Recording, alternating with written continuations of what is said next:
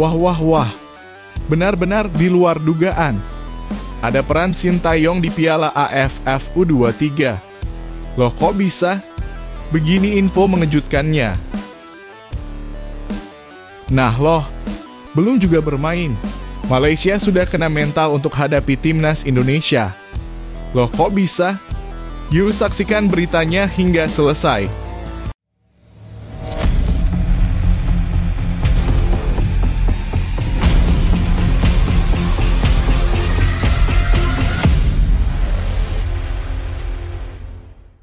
Mohon subscribe channel Timnasku Indonesia agar tidak ketinggalan informasi Timnas Indonesia. Malaysia sudah kena mental di Piala AFF U23. Menjelang gelaran Piala AFF U23 2025, tensi antara Timnas Indonesia dan Malaysia mulai terasa meski kick-off pertandingan baru akan dimulai pada 15 Juli. Salah satu hal yang menjadi sorotan besar datang dari negeri jiran. Bukan tentang kekuatan yang mereka banggakan, melainkan justru sebaliknya sebuah tanda-tanda mental drop atau kegoyahan yang terlihat jelas dari komentar para fans Malaysia sendiri. Mereka tampak pesimistis, bahkan sudah menyuarakan kekhawatiran sebelum peluit pertandingan pertama ditiup. Malaysia memang tergabung di grup A bersama Indonesia, Filipina, dan Brunei Darussalam. Di atas kertas mereka seharusnya menjadi salah satu pesaing kuat untuk merebut satu tiket ke semifinal. Namun ketika melihat materi pemain yang mereka miliki, fans justru membandingkannya dengan komposisi skuad Indonesia U23 asuhan Gerald Vandenburg dan hasilnya tak bisa dipungkiri, Malaysia tertinggal jauh. Tim asuhan Vandenburg diperkuat oleh sederet pemain muda berbakat yang sudah kenyang pengalaman di ajang internasional kelompok umur dan sebagian diantaranya bahkan telah mencicipi kerasnya persaingan di kompetisi Eropa. Nama-nama seperti Muhammad Ferrari, Kadek Arel, hingga Donitri Pamungkas di lini belakang, lalu Arkan Fikri, Tony Firmansyah dan Robi Darwis di lini tengah membuat timnas Indonesia tak hanya kuat secara teknis, tetapi juga solid dari segi chemistry dan pengalaman. Bahkan meskipun pelatih kepala hanya menyertakan satu pemain keturunan yakni Jens Raven, kekuatan Indonesia tetap dianggap unggul karena sistem yang dibangun berjalan baik tanpa ketergantungan pada banyak naturalisasi. Ini berbanding terbalik dengan Malaysia yang masih terlalu konservatif, hanya mengandalkan pemain-pemain lokal tanpa sentuhan keturunan atau naturalisasi yang berkualitas. Tak ayal, reaksi para fans Harimau Malaya di media sosial pun ramai dengan komentar pesimistis. Ada yang menyayangkan keputusan Federasi Sepak Bola Malaysia FAM yang dinilai kurang progresif, hingga menyindir permainan Malaysia yang disebut-sebut masih terjebak dalam pola usang ala era Santok Singh gaya long ball, minim kontrol, dan gugup saat ditekan lawan. Kekhawatiran ini semakin memuncak karena Malaysia akan menghadapi Indonesia di laga terakhir grup, tepat pada tanggal 21 Juli 2025 di Stadion Utama Gelora Bung Karno, markas penuh gengsi yang menjadi mimpi buruk banyak tim Asia Tenggara. Lebih menyakitkan lagi bagi fans Malaysia adalah kenyataan bahwa Indonesia kini dianggap sebagai kekuatan baru Asia. Tim senior Indonesia tengah berjuang merebut tiket ke Piala Dunia 2026 dan telah berkembang pesat sejak terakhir kali bertemu Malaysia di Piala AFF 2020. Perkembangan ini membuat bayangan kekalahan makin nyata di hadapan fans Malaysia, yang khawatir tim muda mereka hanya akan menjadi pelengkap di grup, tanpa bisa berbuat banyak di hadapan Filipina, Brunei, apalagi tuan rumah Indonesia. Namun di tengah kekhawatiran itu, ada juga fans Malaysia yang berusaha realistis. Mereka meminta untuk tidak mencaci para pemain muda dan tetap memberikan dukungan moral agar semangat tim tidak luntur sebelum bertanding. Bagaimanapun juga pemain muda membutuhkan waktu dan panggung untuk berkembang dan Piala AFF U23 adalah salah satu wadah terbaik untuk itu. Pertanyaannya sekarang, apakah Malaysia bisa membuktikan anggapan publik salah? Atau justru mental yang sudah goyah ini akan menjadi beban berat saat mereka menghadapi tekanan, terutama dari ribuan supporter Indonesia di GBK nanti? Bagaimana menurut kalian, apakah Malaysia U23 akan mampu memberi kejutan atau justru pulang lebih awal dari turnamen ini? Apakah timnas Indonesia U23 akan melanjutkan dominasinya di ASEAN? Tulis pendapat kalian di kolom komentar dan jangan lupa bagikan narasi ini ke teman-teman pecinta sepak bola ASEAN.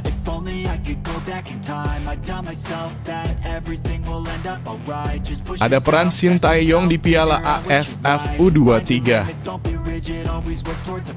Menjelang dimulainya Piala AFF U23 2025, semangat tinggi menyelimuti timnas Indonesia U23. Di bawah arahan pelatih baru Gerald van den Burg, skuad Garuda Muda membawa optimisme besar dari seluruh pencinta sepak bola tanah air. Namun yang membuat turnamen kali ini lebih istimewa adalah dedikasi luar biasa yang ditunjukkan oleh tim pelatih terhadap warisan pelatih sebelumnya, Shin Tae-yong. Meski Shin telah menyelesaikan masa tugasnya, jejaknya masih terasa kuat lewat para pemain binaannya yang kini tetap menjadi pilar penting dalam skuad U23. Beberapa nama seperti Muhammad Ferrari, Kader Arel, dan Hoki Caraka adalah contoh nyata keberlanjutan fondasi yang dibangun oleh Shin Tae-yong. Ketiganya bukan hanya langganan timnas kelompok umur, tetapi juga telah mencicipi panasnya laga bersama timnas Indonesia senior. Mereka tidak hanya sekadar pernah dipanggil, tetapi benar-benar memberi kontribusi nyata, bahkan mencetak gol di laga internasional bersama tim utama. Fakta ini memperlihatkan bahwa tim yang akan berlaga di Piala AFF U23 bukanlah sekadar sekumpulan pemain muda, melainkan generasi emas yang sudah teruji di berbagai level. Gerald van den Burg sendiri menunjukkan komitmen besar terhadap kesinambungan ini. Alih-alih melakukan perombakan besar-besaran, pelatih asal Belanda tersebut tetap mengandalkan para pemain yang sudah ditempa Shin Tae-yong, sambil menyuntikkan filosofi sepak bola Eropa yang lebih modern dan rapi. Di tangan van den Burg, publik berharap timnas Indonesia bisa melangkah lebih jauh bahkan juara di turnamen ini. Harapan tersebut tentu bukan mimpi kosong, mengingat bahwa hanya beberapa bulan lalu, timnas Indonesia U23 berhasil menembus babak semifinal Piala Asia U23. Sebuah prestasi besar yang hingga kini belum pernah dicapai oleh negara Asia Tenggara manapun, termasuk Thailand, Vietnam, ataupun Malaysia. Ya, benar bahwa negara seperti Vietnam dan Thailand punya sejarah kuat di tingkat Asia Tenggara. Namun hingga Piala Asia U23 2024, belum ada satupun negara dari kawasan ASEAN yang mampu mencapai semifinal kecuali Indonesia. Prestasi luar biasa itu membuat ekspektasi terhadap skuad Garuda Muda semakin tinggi. Jika bisa bersaing di level Asia, maka target menjadi juara di level regional seperti Piala AFF U23 seharusnya bukanlah beban, melainkan langkah yang logis. Dukungan publik pun sangat besar.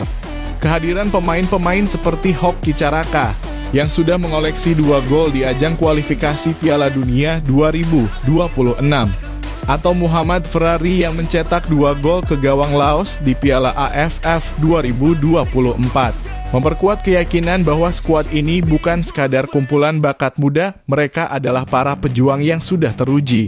Apalagi beberapa dari mereka telah menjalani pemusatan latihan sejak era STY dengan misi jangka panjang menembus Olimpiade atau Piala Dunia di masa mendatang. Yang menjadi tugas berat Van den Burg adalah menyatukan pengalaman, harapan, serta gaya permainan yang ia bawa ke dalam satu tim yang solid dan efisien. Jika berhasil, bukan tidak mungkin Indonesia akan kembali membuat sejarah di Piala AFF U23 tahun ini, bukan hanya sekadar juara, tetapi juga sebagai tim yang bermain dengan filosofi dan identitas yang kuat. Lantas bagaimana menurut kalian, apakah warisan Shin Tae-yong di tangan Gerald van den Burg akan membawa timnas U23 Indonesia melaju ke puncak prestasi? Apakah target juara ini bisa menjadi awal era baru kejayaan sepak bola Indonesia? Tulis pendapat kalian di kolom komentar dan jangan lupa bagikan semangat Garuda ini ke seluruh penjuru Nusantara.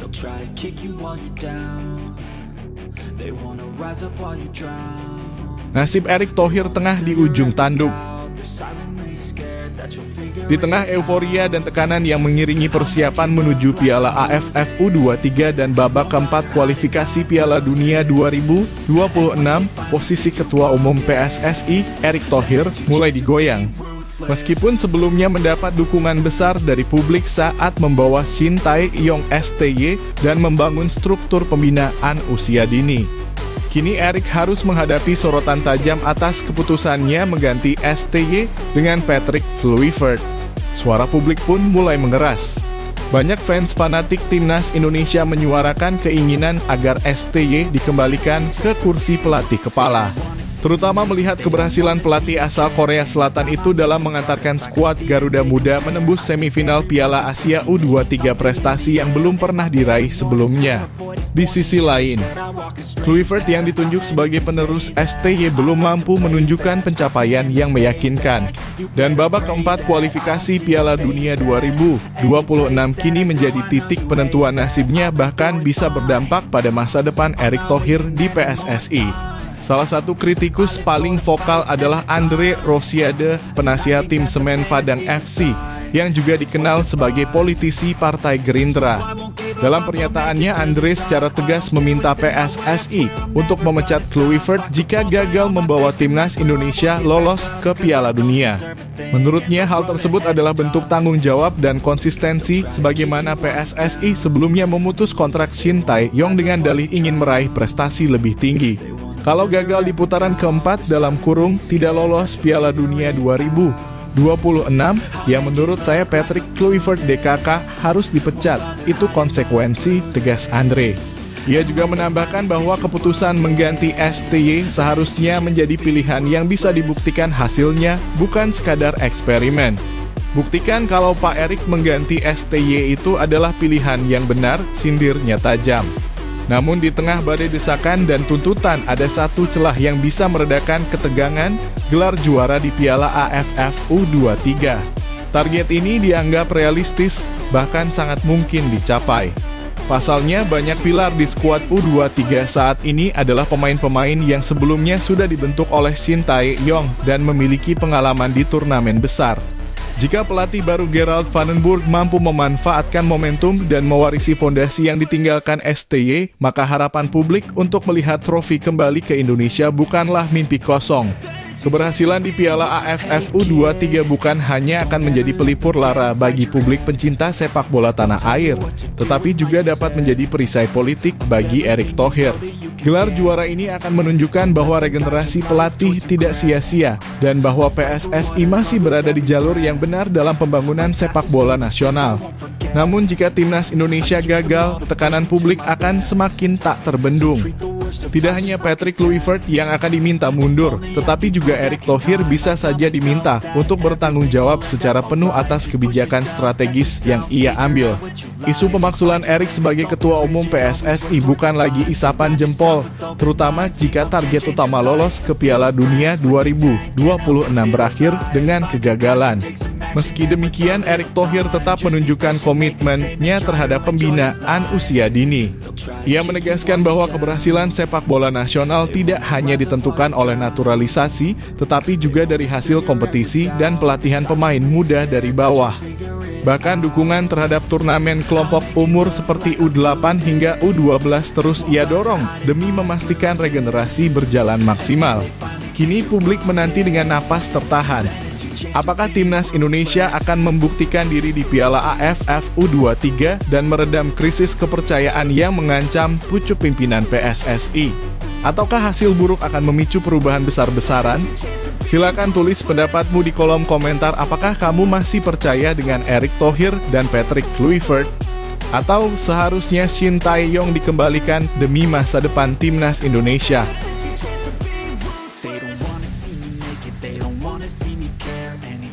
Sandy Walsh ungkap fakta mengejutkan ketika dilatih Shin Tae-yong.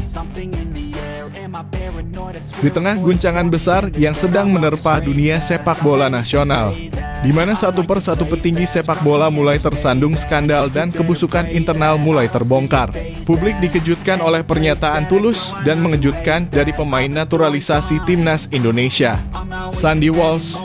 Lewat akun Instagram resminya, Sandy membuka sebuah fakta yang selama ini tidak pernah benar-benar diketahui publik. Di balik kepergian Shin Tae-yong dari kursi pelatih timnas, ternyata tidak ada persoalan di ruang ganti. Justru sebaliknya, suasana internal tim disebut penuh rasa hormat dan profesionalisme tinggi selama Shin Tae-yong memimpin skuad Garuda. Dalam unggahannya yang mengundang banyak respons, Sandy Walsh menyatakan bahwa dirinya merasa sangat terhormat bisa bermain di bawah arahan Shin Tae-yong. Kalimat ini tentu bukan hanya basa-basi perpisahan, tetapi lebih sebagai bentuk penghormatan kepada pelatih yang telah mempercayainya menjadi bagian penting dari transformasi timnas Indonesia.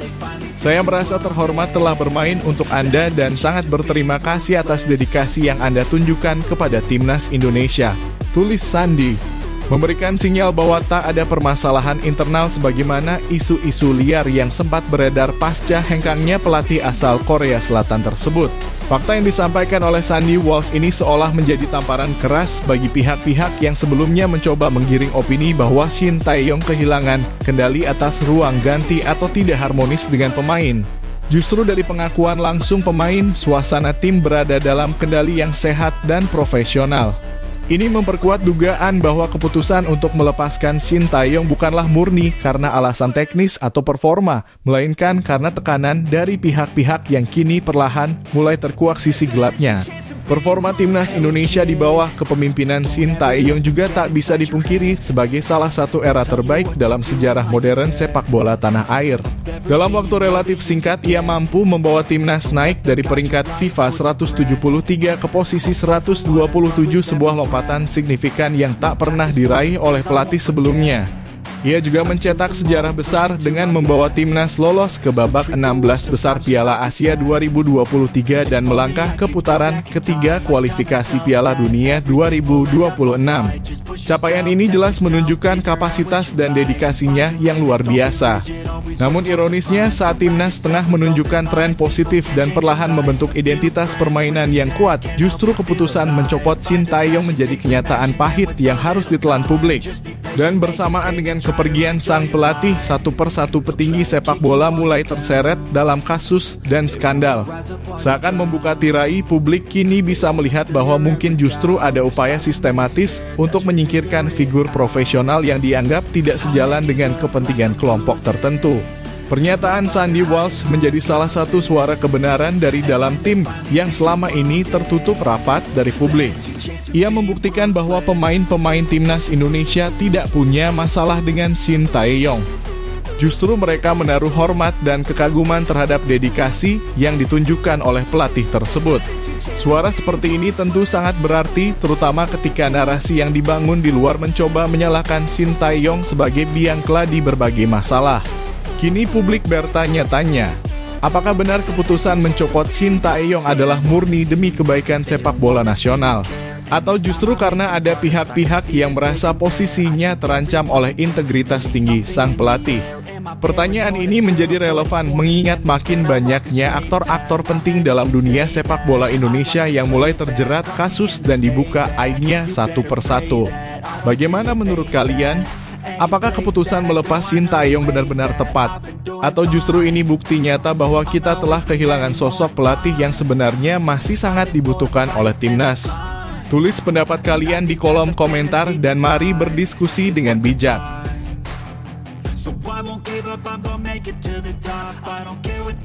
Patrick Kluivert merasa tak mampu dengan skuad timnas Indonesia saat ini. Benar-benar di luar dugaan. Pelatih yang sempat disebut sebagai salah satu pelatih terbaik yang pernah menangani timnas Indonesia, Patrick Kluivert, kini mulai menunjukkan tanda-tanda menyerah terhadap komposisi skuad Garuda saat ini. Meski datang dengan segudang pengalaman dan nama besar sebagai legenda sepak bola Eropa, kenyataan di lapangan membuat Kluivert harus berpikir ulang soal strategi dan sumber daya pemainnya. Fakta terbaru yang mencuat adalah minatnya untuk memanggil 4 pemain naturalisasi tambahan jelang babak keempat kualifikasi Piala Dunia 2026. Sebuah keputusan yang tak hanya mencerminkan ambisi, tetapi juga sinyal bahwa skuad yang ada saat ini belum cukup untuk bersaing di level tertinggi. Situasi ini menunjukkan bahwa pergantian dari Shin Tae-yong ke Patrick Kluivert ternyata tidak serta-merta membawa perubahan yang diharapkan. Target besar yang semula dicanangkan yakni lolos langsung ke Piala Dunia 2026 melalui jalur babak ketiga justru gagal dicapai. Timnas Indonesia yang hanya finish di posisi keempat grup C terpaksa harus melanjutkan perjuangannya ke babak keempat, di mana mereka akan bersaing dengan 5 tim kuat lainnya, Arab Saudi, Qatar, Uni Emirat Arab, Irak, dan Oman. Hanya juara grup dari 2 grup yang tersedia yang berhak lolos langsung ke putaran final Piala Dunia 2026. Sementara runner-up harus melalui jalur playoff yang jauh lebih berat dan penuh tekanan. Melihat kenyataan tersebut, Kluivert kini membuka peluang untuk mendatangkan 4 pemain keturunan baru, Jayden O. Oosterwolde, Pascal Struijk, Tristan Gooijer, dan Miliano Jonathans. Keempat nama ini bukan sembarangan. Mereka adalah pemain muda potensial yang sudah meniti karier di Eropa, dengan jam terbang kompetitif di liga-liga top seperti Turki, Inggris, dan Belanda. Langkah ini tentu bukan tanpa alasan. Penampilan inkonsisten timnas Indonesia dalam beberapa pertandingan terakhir, termasuk kekalahan telak 6 gol tanpa balas dari Jepang, menjadi alarm keras bahwa diperlukan tambahan tenaga dan kualitas di dalam skuad. Kondisi ini juga memperlihatkan bahwa tak peduli sehebat apapun pelatihnya, tanpa dukungan kualitas pemain yang memadai, mustahil meraih hasil maksimal. Patrick Kluivert, yang sebelumnya dipuja sebagai upgrade dari Shin Tae-yong, kini dihadapkan pada realitas keras sepak bola Asia. Pergantian pelatih saja tidak cukup jika kualitas pemain tidak ditingkatkan secara signifikan. Bahkan bisa dikatakan, pencapaian Shin Tae-yong yang membawa timnas ke babak ketiga dan mengantar ke Piala Asia 2023 terasa jauh lebih berkesan dibandingkan kegagalan Kluivert mencapai target lolos langsung ke Piala Dunia. Meski ia datang dengan ekspektasi besar. Kini dengan sisa waktu menuju Oktober 2025 yang kian menipis, semua mata tertuju pada langkah PSSI dan Patrick Kluivert. Apakah keempat pemain naturalisasi ini benar-benar bisa didatangkan tepat waktu dan berkontribusi nyata di lapangan? Atau justru ini hanya menjadi pelarian dari ketidaksiapan skuad yang sudah ada? Terlebih, proses naturalisasi membutuhkan waktu, birokrasi, dan kesiapan psikologis sang pemain untuk membela tanah leluhur mereka. Yang jelas, situasi ini membuka mata kita semua bahwa membangun tim nasional tidak cukup hanya dengan mengganti pelatih, tetapi butuh strategi jangka panjang, sinergi, dan pembinaan berkelanjutan. Pergantian dari Shin Tae-yong ke Patrick Kluivert seharusnya membawa perbaikan, bukan justru menurunkan pencapaian yang sudah ada. Dan kini publik pun mulai bertanya-tanya, apakah kita benar-benar berada di jalur yang tepat menuju Piala Dunia 2026? Bagaimana menurut kalian? Apakah langkah Patrick Kluivert mendatangkan 4 pemain naturalisasi tambahan adalah solusi tepat? Atau justru ini membuktikan bahwa pergantian pelatih dari Shin Tae-yong adalah keputusan yang terlalu terburu-buru? Yuk, tulis pendapat kalian di kolom komentar.